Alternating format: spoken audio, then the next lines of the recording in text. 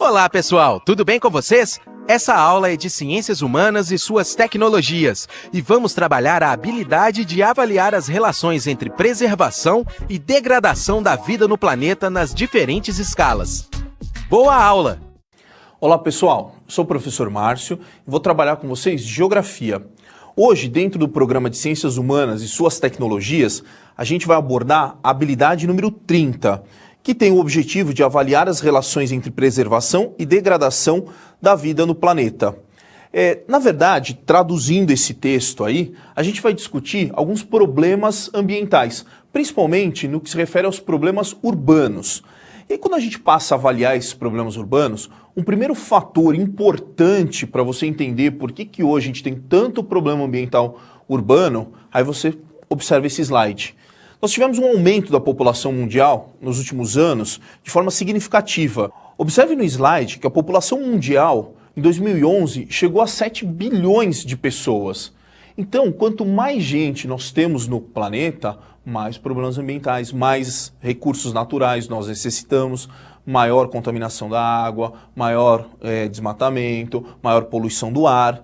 E aí vamos focar em alguns problemas específicos que os provas, que o vestibular, que o Enem abordam com bastante frequência.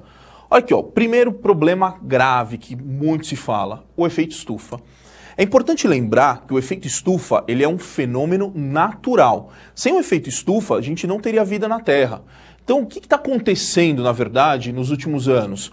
O efeito estufa ele está se agravando. A intensidade do efeito estufa está aumentando.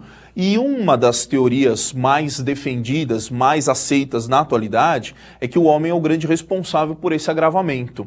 O efeito estufa, vou fazer uma analogia bem simples para vocês entenderem, é como se fosse um carro fechado embaixo do sol. Quando você está andando de carro, aí está de vidro aberto, o que acontece? Está fresquinho dentro do carro. Você parou o carro, fechou os vidros e deixou o carro parado embaixo do sol durante 1 hora.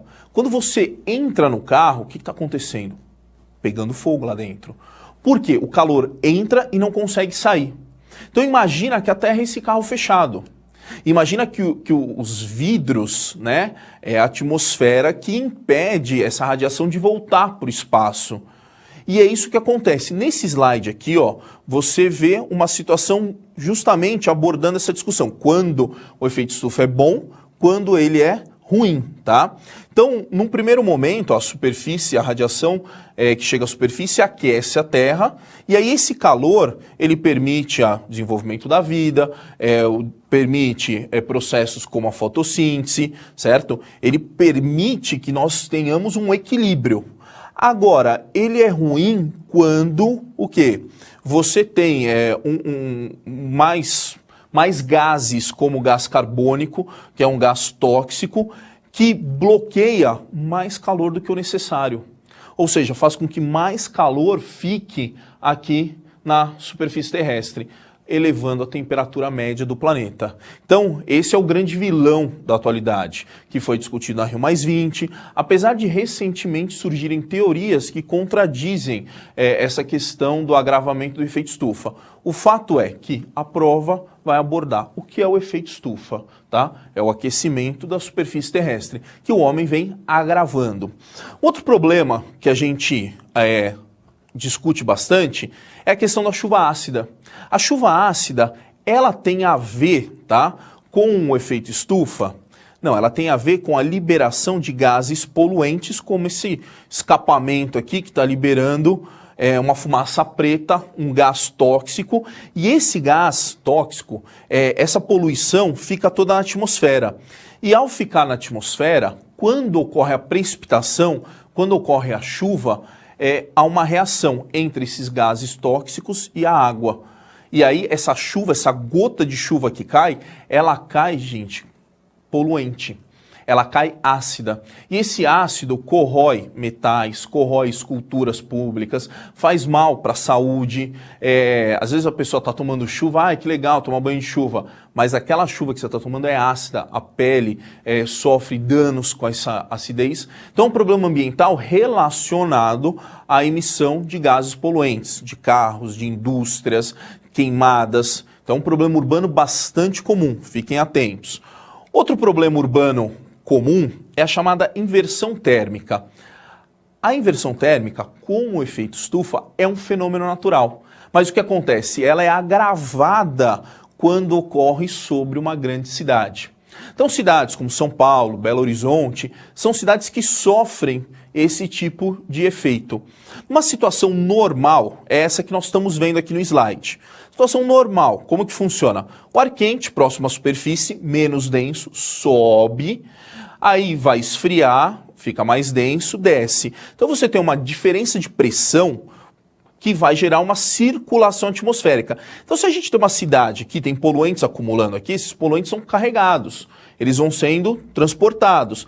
E essa circulação permite que o ar mantenha uma qualidade razoável. Só que em determinadas épocas do ano, principalmente no inverno, o que vai acontecer? Uma frente fria chega, um ar frio chega e se instala, como vocês estão vendo aqui, ó, embaixo do ar quente. E aí o que acontece? Você tem uma camada de ar frio próximo à superfície. Imagina que tem uma grande cidade aqui. Esse ar frio ele é mais denso. O ar frio ele fica parado aqui embaixo, ele fica estagnado. E aí se você tem cidade emitindo poluição de carro, chaminé de indústria, essa poluição vai acumulando, vai acumulando, vai acumulando. A qualidade do ar vai ficando ruim, o céu vai ficando cinzento, tá? Isso é um problema urbano muito comum em várias cidades do mundo. Cidade do México, São Paulo, Santiago, no Chile. Eu vou mostrar uma foto para vocês terem uma noção de como fica essa camada de poluentes. E aí, para dispersar isso, duas formas, né? Ou esse ar frio vai esquentando com o passar dos dias, aí fica ar quente e volta até aquela circulação normal que eu falei para vocês, ou então chuva, só que aí se chove é aquela chuva que eu acabei de falar, que é a chuva ácida, tá?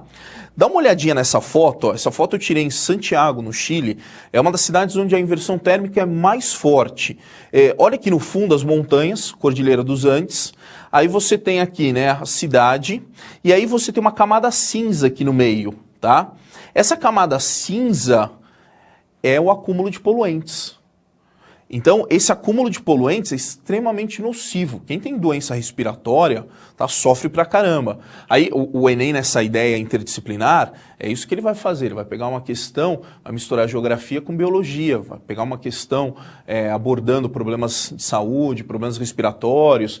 E ele quer saber por que esses problemas respiratórios de uma parcela da população são agravados em determinadas épocas do ano. Aí você vai ter que lembrar, porque ocorre uma chamada inversão térmica. Ah, porque o ar é frio, você entendeu? Você vai falar, pô, o Márcio falou disso na aula do Enem. Então, fiquem atentos com essa questão. Beleza, gente? Tranquilo? Agora, um outro fenômeno urbano, você vê que todos esses problemas que eu estou falando são relacionados às cidades. Hoje, no Brasil, mais de 80% da população vive em cidades, vive em áreas urbanas, e algumas cidades menores começam a vivenciar esses problemas de inversão térmica, de ilha de calor, problemas com enchentes, coisas que não existiam antes, porque a cidade era menor, ela foi crescendo, crescendo, crescendo de maneira caótica, gerando essas problemáticas. Olha só esse desenho aqui. Esse esquema mostra um centro urbano, uma temperatura de 20 graus. E mostra uma área de vegetação no entorno com a temperatura de 18 graus, tá? Então você vê que tem uma diferença da temperatura do centro para a periferia. Aqui, ó, é a mesma coisa, só que na forma de um gráfico. Isso daqui vocês têm no material de vocês. Ó, o centro da cidade, olha a temperatura, 33 graus, mais alta. A área rural, onde você tem mata, olha a temperatura, mais baixa, 30 graus. Então, observem que tem diferença de temperatura de 3 graus nesse exemplo, de 2 graus nesse outro exemplo. A questão é, por que dá essa diferença de temperatura? Porque nas áreas centrais, o que vai acontecer? Você só tem concreto. Você tem asfaltamento, tem prédios. Então, são áreas onde você não tem uma circulação atmosférica ideal, você não tem áreas verdes. O que vai acontecer? Você tem uma concentração de calor. A radiação solar fica batendo de um prédio para outro. Já repararam que às vezes quando tem um sol batendo numa parede, se encosta na parede, a parede está quente? Ou então quando você está olhando para o asfalto e tem aquela sensação de miragem, né? Aquele fenômeno da física. Isso ocorre porque o asfalto, o concreto, são materiais que absorvem muito calor e acabam elevando a temperatura dessa região central. Outra coisa, o ar mais quente, ele é menos denso. O ar mais frio, ele é mais denso. E aí você tem uma circulação atmosférica nesse desenho que o vento vem da periferia para o centro. Então o vento faz isso, vem da periferia para o centro, tá? O que vai acontecer? Toda a poluição fica concentrada aqui, devido a essa diferença de temperatura do ar. O ar mais quente fica aqui, o ar mais frio fica na periferia, ele se desloca para o centro e a poluição fica concentrada. Então a ilha de calor, na verdade, ela ocorre, é um fenômeno antrópico, o homem que causa, se não tivesse cidade, não teria esse fenômeno, mas a ilha de calor, ela vai gerar um problema ambiental, porque a poluição fica concentrada. Aí, para amenizar isso, chuva, só que aí se chove, é aquela coisa que a gente falou agora há pouco, chuva ácida. Aí no centro, quem mora em prédio alto, quem trabalha em prédio alto, se olha no horizonte, você vê uma camada cinza. Essa camada cinza de poluentes a gente costuma chamar de smog. Smog é a junção da palavra smoke mais fog, é um termo em inglês para poluição atmosférica. Então, a ilha de calor, ela causa também aqueles danos que a inversão térmica causa. Doenças respiratórias são agravadas, qualidade do ar, a qualidade de vida das pessoas piora. Por isso que hoje, uma prefeitura, um município que quer ter uma política sustentável, que preza, que zela pelo bem-estar da sua população, vai tentar o quê? Ampliar a área verde. Essa área verde, ela não é importante só para as áreas urbanas, mas ela é importante também para a região do entorno. Esse cenário ocorre por conta do desmatamento desenfreado, aliado à chuva intensa, que gera esses grandes buracos na superfície, chamado de erosão. Isso no entorno das grandes cidades causa um estrago tremendo. Para piorar a situação, tem certas áreas onde as rochas são rochas cristalinas, blocos rochosos gigantescos, que ao desmatar a área, com a chuva e a erosão, esses blocos eles podem cair em cima de rodovias ou então, pior, em cima de casas. Olha esse cenário. Olha o risco de ocupação de uma área de encosta desmatada, sem estrutura. A qualquer momento, essa casa pode deslizar morro abaixo. Então, esse tipo de abordagem dos problemas ambientais urbanos ligados à poluição do ar, a desmatamento, deslizamento, enchentes, são temas recorrentes em provas. Fiquem atentos. Para vocês visualizarem isso, peguei uma questão do Enem do ano passado também, uma questão super atual.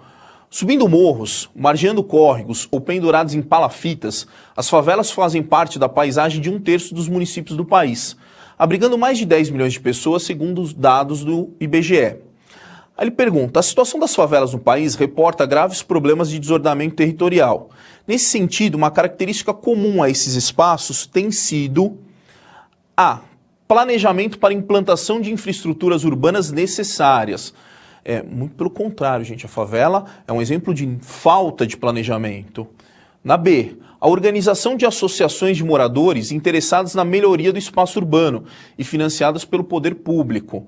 Olha a pergunta dele.